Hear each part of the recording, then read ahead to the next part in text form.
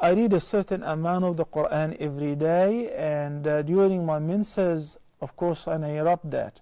Can I continue reading the Quran, especially during the month of Ramadan while having the menses and so on?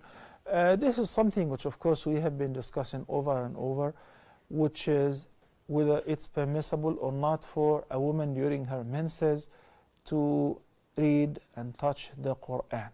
As far as touching the Quran, we said that no one should touch the Quran but in a state of purity, particularly the major impurity, unless if they touch it through a barrier, such as wearing gloves or carrying the Quran in a box or something like that. As far as the hukm, the ruling pertaining to reading the Quran for women during the menses, there is a khilaf, there is a difference of opinion. The khilaf erupted due to relying on a hadith. After investigating the hadith, we found out that the hadith is a hadith da'if, very weak hadith, collected by Abu Dawood, and it is narrated by Abdullah ibn Umar ibn al-Khattab, may Allah be pleased with him and his father, in which he narrated that the Prophet ﷺ said, لا تقرأوا الحائض ولا الجنب شيئا من القرآن.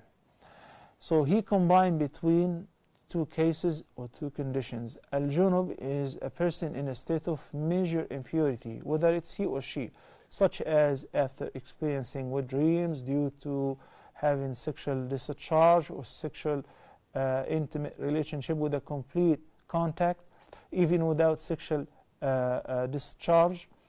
So these things would require the person to perform ghusl to lift the major impurity. So that was combined, the janaba, with the janaba of the menses in the same hadith.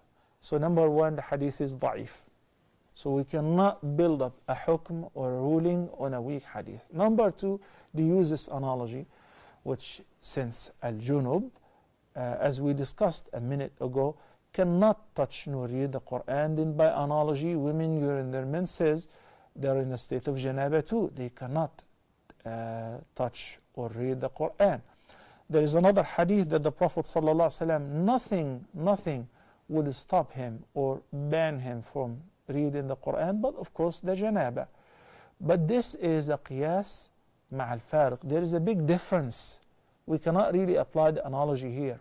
Why? Because in the case of the janaba that you have in an intimate relationship or experiencing with dreams, it can simply be overcome by taking a bath, performing ghusl.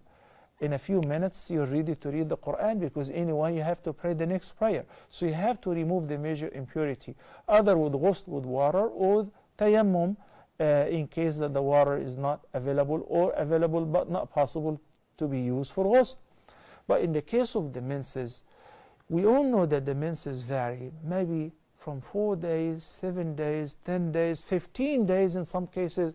As you all have seen and heard, many sisters have called and presented their cases where the menses is prolonged for that many number of days.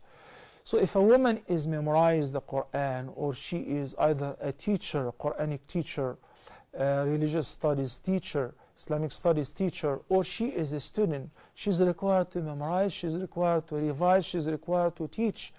So they said there is no qiyas in this condition. It is definitely permissible for her to read the Quran. But as far as touching the Quran, it has to be through a barrier, such as wearing gloves, or make sure that you flip the pages, as I normally say, with an eraser of a pencil or something like that, so you do not touch the Quran with bare hands. That doesn't apply to the digital devices, iPad, iPhone, tablet, whatever, because this is not a Quran. So I stated there are two different opinions, and if you are a person who is constantly memorizing or revising, then there is no problem for you to read the Quran even while during your menses. Assalamu alaikum.